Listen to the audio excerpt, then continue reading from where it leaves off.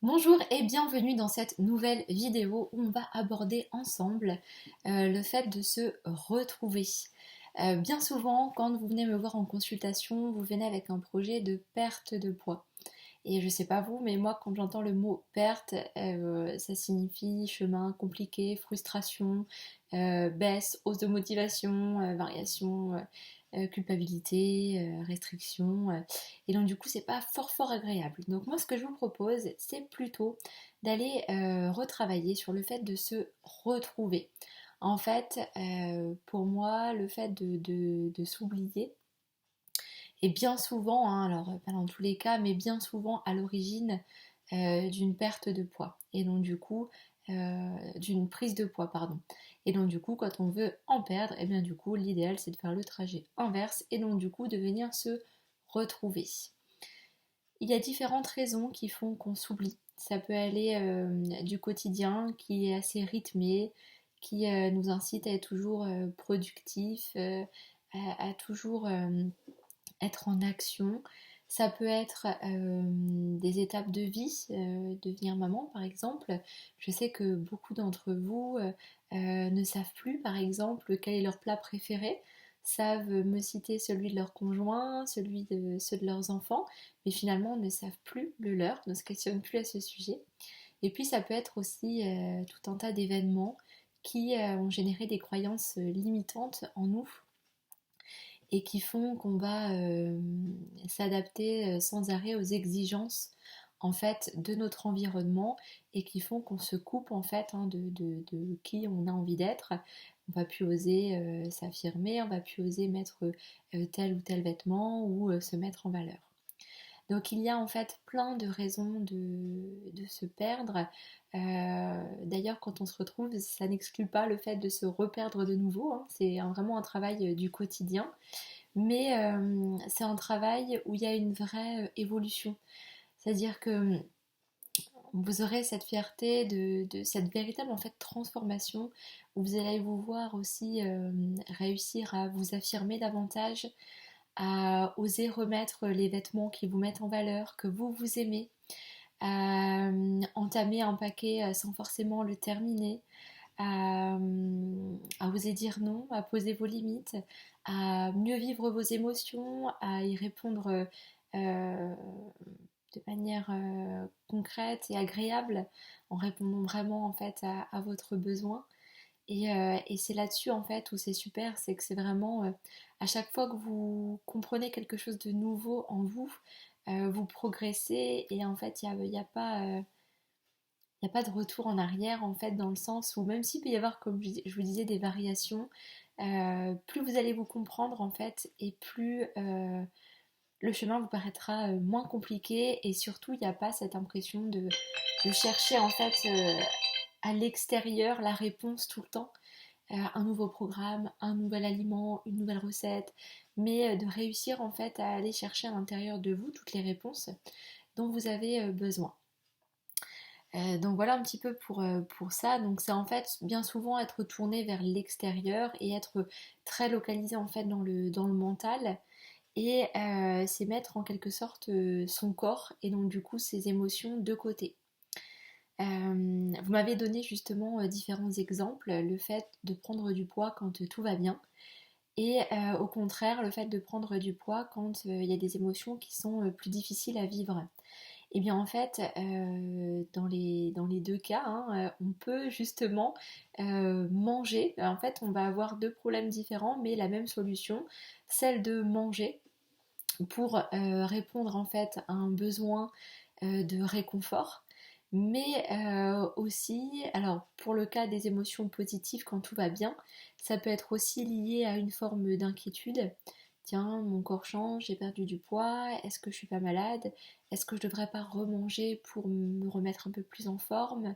Donc il y a ça hein, qui peut être lié, c'est une croyance limitante. Ça peut être aussi cette impression de lâcher prise, de récompense. J'ai mis en place tout un tas de choses pour perdre du poids, et bien j'ai réussi et maintenant je m'accorde le fait de manger telle ou telle chose que j'ai pas mangé depuis longtemps. Ça peut être aussi d'oublier les besoins de son corps dans le cadre de moments un peu festifs ou de convivialité. où on va manger des aliments qu'on ne sait pas bien tolérer, ou alors dans des quantités qui ne sont pas adaptées, et finalement on va sortir du repas en ayant mal au ventre, en se sentant pas très bien.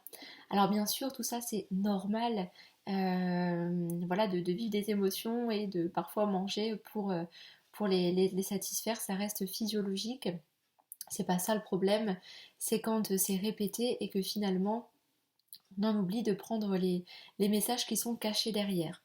Un peu comme quand votre corps vous dit fatigue et que votre cerveau répond café. Ben, c'est un peu le même principe, c'est-à-dire qu'au lieu de se reposer, votre cerveau vous a aussi proposé la solution de boire du café pour ne plus l'être. Et en fait, on pourrait faire la même chose avec l'alimentation et prendre le problème à l'envers et se dire, quand je suis fatiguée, mon corps dit café. Quand mon corps dit alimentation, chocolat, mais finalement, que me dit mon corps? De quoi est-ce qu'il a besoin? Donc c'est intéressant aussi dans ce sens-là. Et vous voyez, il y a aussi cette notion des fois quand on se dit oh là là, telle personne, elle mange n'importe quoi et elle est toute mince et c'est pas juste. Et en fait, ça aussi, c'est une forme d'oubli.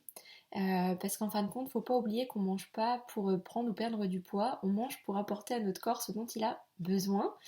Ça peut répondre à différents besoins d'ailleurs, hein, le plaisir des sens, mais aussi l'énergie, la vitalité. Et en fait, quelqu'un qui mange mal, même si elle prend pas de poids, bah, c'est une forme d'oubli de soi aussi. Donc en fait, voilà, il y a différentes nuances, différentes intensités, différents événements qui vont faire qu'on se perd. Et il y a aussi plein du coup de solutions appropriées en fonction de toutes ces nuances pour essayer justement de se retrouver. Et parmi celles-là, on va avoir justement le fait de prendre un peu de temps pour se poser et comprendre un peu les émotions qui nous traversent. Donc c'est des temps en fait d'introspection. Euh, donc ça c'est un peu aussi à travers les challenges que je vous propose ou les carnets de défis où en fait l'intérêt c'est vraiment de prendre le temps de se poser aussi régulièrement pour se demander en fait hein, comment ça va, comment je vais en ce moment, qu'est-ce que je traverse, qu'est-ce que je vis pour, euh, pour mieux appréhender ses émotions. Donc c'est prendre des temps de pause, des temps pour soi, pour se décharger, donc prendre conscience de ses émotions, mais aussi pour se recharger en faisant des activités qui nous font du bien, qui nous vident la tête. Des activités que j'appelle souvent inutiles mais nécessaires, qui sont là parce que ça nous ressource tout simplement.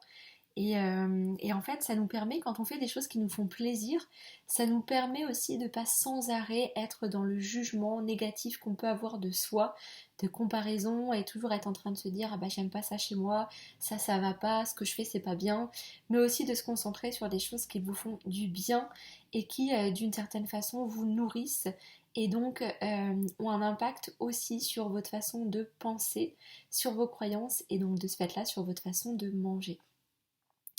Donc ça va être hyper important. Et en fin de compte, ça va tout ce travail-là d'introspection va à la longue atténuer en fait le fait de manger vos émotions pour ne plus les ressentir, puisqu'au contraire vous serez attentif justement aux signaux qui sont, aux messages qui sont cachés derrière tout cela. Vous allez aussi comprendre un petit peu les messages de votre cerveau, de votre mental, et venir identifier aussi les croyances limitantes qui sont cachées derrière. Comprendre aussi les schémas d'habitude, apprendre à faire le tri dans ce qui vous convient, dans ce qui vous convient plus, c'est aussi une façon de se retrouver, d'adapter son quotidien à ses valeurs, à ce que l'on veut, et aussi bien de réussir à travailler sur le comportement qu'on peut avoir avec les autres, et donc de s'affirmer et de s'autoriser à être soi-même, de se refaire de la place et de réussir à se couper petit à petit du jugement en fait des autres. Donc voilà un petit peu pour ma façon de procéder. Tout ce que je vous propose en général hein, dans les programmes ou les consultations sont vraiment faits pour vous aider à vous retrouver. Vous allez voir, c'est un travail qui est très transformateur mais aussi vraiment agréable et qui vous permet d'atteindre du bien-être en fait assez rapidement. Donc voilà un petit peu pour ça. Si vous avez aimé cette vidéo, si elle vous a aidé, si elle vous a apporté, n'hésitez pas à commenter, à, à poster un petit quelque chose. Ça me permet moi aussi d'avoir cet échange en fait avec vous. Autant je peux l'avoir en consultation, autant c'est vrai que par tous ces formats-là, j'ai pas forcément vos retours et pourtant en fait, c'est ce que j'aime aussi, hein, de voir que finalement ce que je vous propose vous aide.